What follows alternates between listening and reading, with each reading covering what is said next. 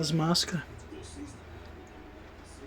As máscaras bem macabras mesmo, né? É que aquela ali tem bastante filtro, aquela ali filtra mesmo.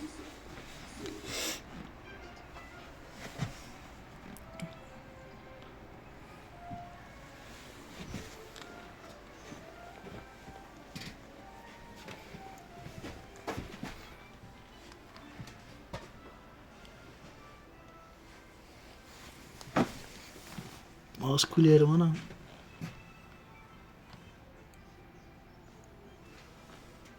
Essas aqui são as baionetas. Enxergou aqui, filha? Vai na ponta do fuzil, ó. Aí os tipos de baioneta que tem.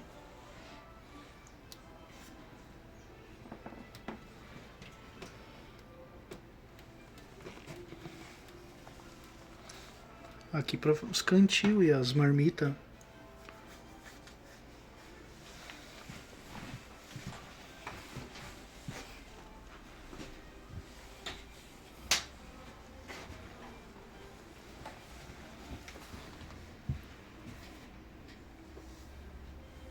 Instrumento de navegação.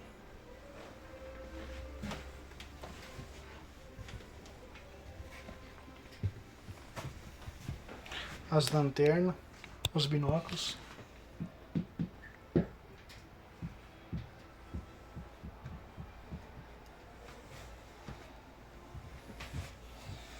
Viu as lanternas aqui, filha?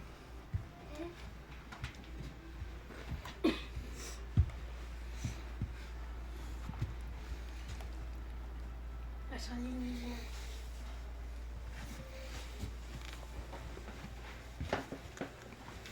Alienígena.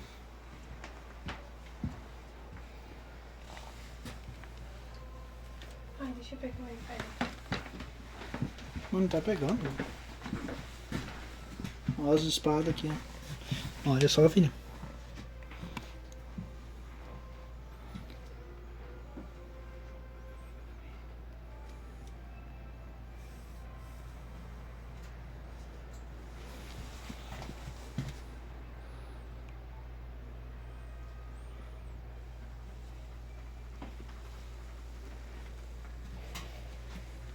Lembra? O tio Clodir tem um desse, né? Não encosta. Uhum.